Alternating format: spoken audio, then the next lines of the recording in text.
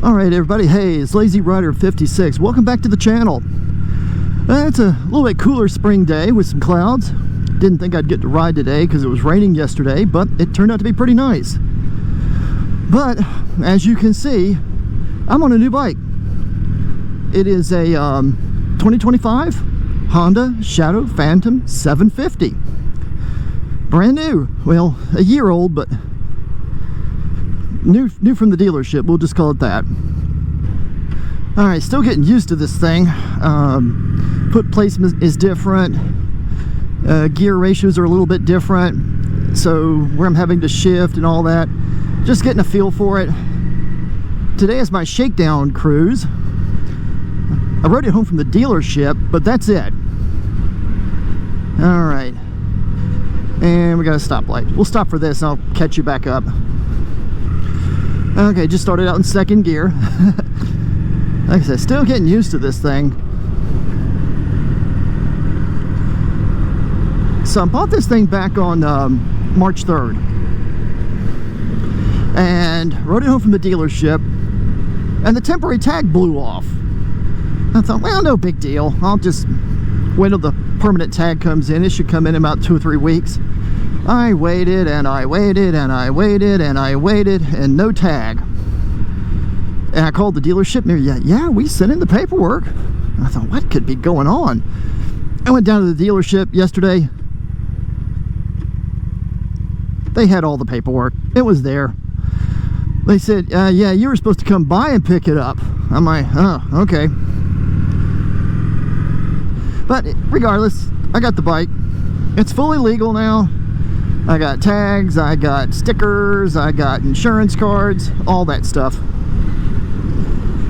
So now I can finally ride it. So why did I get this bike? A couple of reasons. Number one, I like the seating position better. Number two, I've been a big fan of these Honda Shadows for a long time. Number three, I've had 2 issues with that Triumph, and both times it was in the shop over the dealership for months while waiting for parts to come in from the UK. So I thought to myself, I'd rather have something, even if it's a little bit smaller, that's known to be a bit more reliable, and even if there is an issue, parts are readily available. So I bought this. I still have the Triumph. I'm going to be selling that here pretty soon. Don't know exactly when. So here I am. And we got another red light coming up. One thing I noticed riding home from the dealership, the seating position does put pressure on my tailbone. So I've gone on Amazon and I bought a $50 gel pad, I guess you call it. We'll see how that works out. I think it's about 20-30 minutes in, you start feeling kind of pressure on your tailbone. I'm going to try that first. If the gel pad doesn't work, another option could be, there's a air pad type, what's the word I'm looking for? There's a pad that's like an air pad. I think Airhawk is a common one. Now they get to be around $200 or close to it, so they're a bit more expensive. I thought, let me try this first. And if that doesn't work, then it may be a new seat. Now that can get $600-700. That's going to be the last option. So we're going to try this pad for a bit, see how it works, see if it has an effect. And it's a different seating position than the Triumph. You've got forward foot controls. Not totally forward like you would see like on some Harley Davidsons, but it is more forward. And I'm still getting my feet used to the positioning. But I think after about 200 or 300 miles, I'll have it down. Oh, this road's in rough shape. You can see here on the right, back about a year and a half ago, they tore this street up. I don't know what they did. I think they were replacing sewer lines or something. And ever since then, this road is just rough. I'm sure they got it lined up for resurfacing, I hope. Although the suspension on this bike feels pretty good. I don't think it's as rough as the I think the Triumph didn't have as good a suspension as this bike does. Okay, one thing about this bike also, this is bone stock. I don't think you can pick it up with the camera and everything because it's an internal mic, but it's got a very growly exhaust. I mean, it's not loud, but it does have a distinct growl to it. It's really cool. I like it. I know the first thing a lot of people do with a bike is they get new exhaust. Unless you want it loud, this has a great note to it. Yeah, so I think you can get about 180 miles on a tank. I got 62 on it. Now that sounds like a lot. That's because I rode it home from the dealership, and I bought it at Team Charlotte Motorsports, which is way up there on off I-85.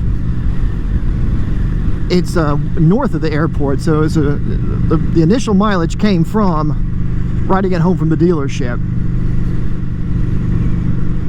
Okay. The wind blast so far is pretty good. I'm at 50 miles an hour, 45, 50, that neighborhood. Haven't noticed the wind too much. I'm gonna get it up here on the bypass and get it up to around 60. Let's see how that feels. All right, so at 55, 60 miles an hour, the wind blast is not bad. Not bad at all. Now I'm in 5th gear, okay. Now this is downright pleasant.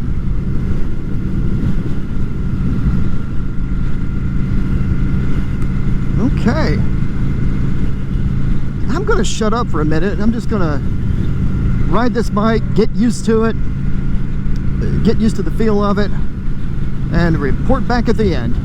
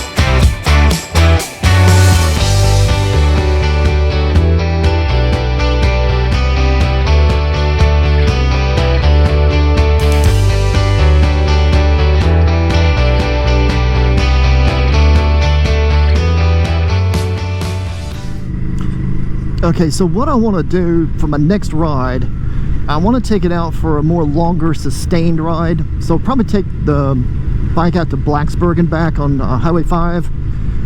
You got 4 lanes of riding on a highway. It's like about 20 miles out and 20 miles back. So that'll give me a better indication on how well this gel pad's working. So far, pretty good. I haven't noticed anything.